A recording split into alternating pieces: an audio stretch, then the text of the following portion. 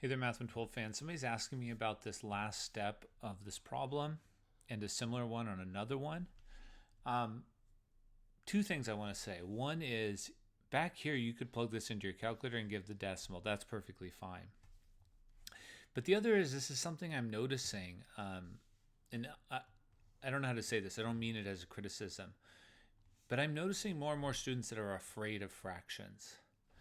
And I'm wondering if it would be helpful if after the course is over, this can be separate from this course, if I posted something. I've been thinking of making a series of videos where I just talked about why people are, and this is in all my courses, why there's a fear of things like this. I find that a lot of students don't know this is 3 in one step. This is not what the question is. I will address the question, but I'm wondering if there would be an interest in this. I find so many students write 6/2 because they're following some algorithm and don't know that they can immediately write 3. And I'm wondering if that's a stumbling block that's been hitting a lot of you all term. Similarly, I find students, if I write this is true of all my courses. I find that if students see this, they start to sweat. So I'm wondering if you feel that. Are we afraid of this? And if we are, that's something I'm worried about for all my students, that we would feel that way. And partially it's just because of blindly following rules. I find a lot of students want to write 2/1. That's perfectly fine, but at some point you have to graduate past that and just see that the 2 times a half is 1. Similarly on this one, some students have a rule about flipping, but they use it incorrectly because they don't understand. To me, there's a big problem of if we don't understand how to think about numbers, it's going to affect us for a long time. So anyways, I just have this thought about it. Here, I would multiply top and bottom by 3 because 3 times 3, and it's partially because I know this first thing. I know this is going to be 6. I would not say 18/6, and I would see it's 1. What I like about that is I can see the answer immediately. Like I can see that's going to be 6/6 without any rules. Both of these, I think, are things we need to get to a point where we can just look at it and see that multiplying top and bottom by 3 is going to give me 6/6. Canceling the 2's gives me 3. And I feel like I saw this in office hours the other day, that this is a central theme, that these kind of fundamental things are holding people back. And I was thinking of making a video where I just did some of those with different numbers, the numerator and denominator, and then I did some of these fractions with inside of fractions. And then lastly, I could talk about this, which is how do we add fractions. It's actually the one that we do the least, I would argue. So that's also something not to be feared. And I hope this video is received all right. It's just something I've been thinking about, like how can I help with this issue? Because I kind of would like to make this after the quarter's over so we can emphasize that this has nothing to do with this course. It's just trying to help people do better. So I would make video 1 would be how do we multiply with fractions without having to remember a rule. Video 2 would be how do we divide with fractions without having to memorize a rule. How do we understand? So can we get to a point where we can understand this? And then can we get to a point where we can understand this? No rules, just understand it. Okay, so that's my thought, and I would love input on this. And then lastly, getting to this question. If somebody gives me, I'll just make up 14/3 plus a fourth. When you're adding up slices, you have to get a common pie, so to speak, a common subdivision of what you're going to do. That involves understanding how numbers work. So meaning this. So if I say I have a 3 and I have a 4 and I start doing multiples of them. Now this makes it sound more complicated than it is, but if I count by 3's, what do I get? These are the numbers I get. If I count by 4's, what do I get? So how far do I have to go so that they would have something in common? Well, I can see it. The first time they have a common multiple is 12. Now, this really boils down to just knowing our numbers, knowing how to factor our numbers. And those are the building blocks of arithmetic. Sometimes those aren't emphasized enough. Really, I think of 3 as indivisible. You can't break it down anymore. I do think of 4 as 2 times 2. When these two numbers have nothing in common, you can multiply them to figure out what their common denominator would be. It has to be 12. When they do have something in common, then you don't have to go quite so far. I'll show you an example of that. So anyways, I need to make them both 12. Again, you can get away without ever doing this in this course, but this just sort of got me thinking, but we shouldn't have to say you don't need to do this. We don't want to be afraid of this. So my goal is to make it 12, and we're using the same idea that I use here. It's really just like 2 ideas. One idea, which is to multiply by 1 in a clever way. I like this because I can see that it's true. 4 over 4 is just 1. I'm just changing the look of it without changing the value. And what does that do? I used a calculator for this. So if the question is, how did you get this number right here? I used a calculator.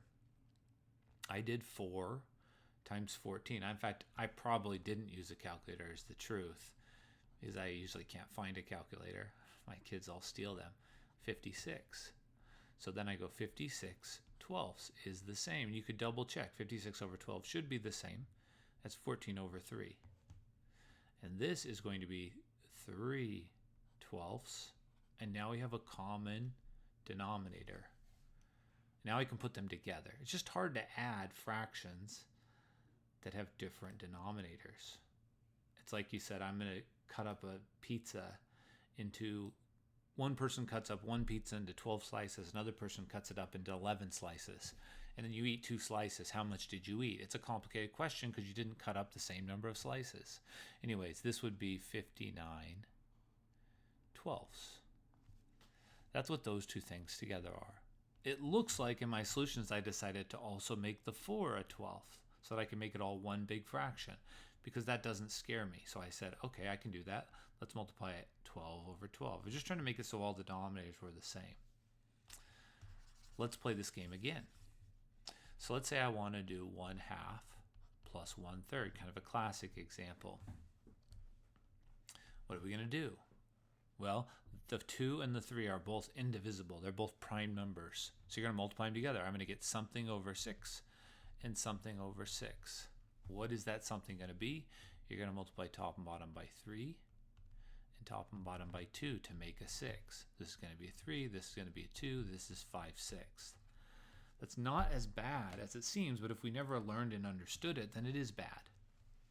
But we should know that 1/2 plus 1/3 is 5/6. That should be part of what we know. My dad, who wasn't a mathematician, is very good at this because he was a carpenter and a contractor, and so he's even better with fractions than a mathematician is. He had to do it all the time. Now, in that case, you're often working with 4ths and 8ths and 16ths, but I would never try to compete with them on that. Okay, let's do another one. So it's only because we're adding and we're trying to figure it. So let's do like, how about 5/6 plus 1/2. Now this one's a little different because when I think about 6, so things jump out at me just because I have good number sense. When I think about 6, I go, that can be broken up into 2 times 3. I've just worked with numbers my whole life, and you've worked with numbers your whole life. You should know that you can divide up 6 cookies between 3 people or 2 people. That should be natural. We know that. We fought over cookies before. So in this case, the common denominator would be 6 because I can multiply 2 by something to get a 6. Could I use 12? Yeah, you could use 12. It would be bigger than you need to be, but you could also use 12. So this idea of you just need the denominators to be the same. It doesn't matter if you find the best answer, so there's no like reason to worry about it. This is going to be 8/6, which I just really want to simplify to 4/3 because it's easier to understand. But if you made all the denominators 12, that would be fine too. Multiply top and bottom by 2, you'd get 10/12. Multiply top and bottom by 6, you would get 6/12. 5/12, and then you can add them together. No one says you have to get the smallest denominator. These two numbers are the same. You just have to get a common denominator. The smallest common denominator just makes your life easier. Again, none of that you need for this course, but to me that lends this issue of, okay, how do we add? We do a common denominator, but that also means we need number sense. So the number sense would be, do we understand how to factor a number? Do we understand divisibility? So I'm forming this in my head. I just don't know if this would be well received. It's not that many things. It's this. It's maybe this. Maybe I could do a review of adding, even though that's something we don't have to do very much really in this course. And then divisibility is essential in all the things. Do we know that these numbers are the numbers that can't be broken up? And do we know if you give me a number that can be broken up, such as 22, you can break it up into primes. And when you're trying to find if something has things in common, you go, what are the factors? Though that's really valuable. I can do a lot with that. More valuable than what we're doing in this course. So if that would be interesting to people, I could make a short series on those 4 or 5 things. And maybe you could give me feedback about what part of it was helpful or what you might need more on. But I think that's like 4, maybe 5 to 10 minute videos. So in 40 minutes, you would have all your number sense figured out, not have to ever worry about it again. Just a thought. All right. So then let's go to the second one. This one, what did I do? I was like, okay, I would like to get all these together. 9 halves minus 8 thirds. And I was like, well, what can I do? Well, 2 and 3 are both prime numbers. So I knew the denominator had to be 6. So I started to go, I did it in my calculator is what I did. I said, I'm going to make these all 6s. If you write it that way, you realize you can do it all like in line with your calculator, meaning I need to multiply 19 times 6. How do I know that? Because I'm writing 6 over 6. Here I need to only multiply by 3 to make the denominator 6. Here I need to multiply by 2. So if I write it down in 2 steps without doing it in my calculator, I need to do 6 times 19 for the first one. I need to do 9 times 3 for the second one. And I need to do 8 times 2. I didn't show that work because I did it in my calculator. So I did, and you can even go to the next step. You can say, well, what's going to be the next step? It's all going to be over 6, and it's going to be 6 times 19 plus 9 times 3 minus 8 times 2. And so it's going to be 6 times 19 plus 9 times 3 minus 8 times 2. 125. And that's how I got that. I did this. I just know to do that in my... So I'm really thinking about this because I'm noticing it not just in this course, but other courses, this number sense. That maybe the first go around of learning adding fractions, there was some sort of uneasiness and it has lingered for too long. And what I worry is, at some point, even if you aren't into math, you're going to have kids or nieces or nephews, and I don't want us to pass on this fear of fractions. We can do it. So I'm wondering if this would be well received, 4 or 5 videos on just these things, if you'd watch. So let me know.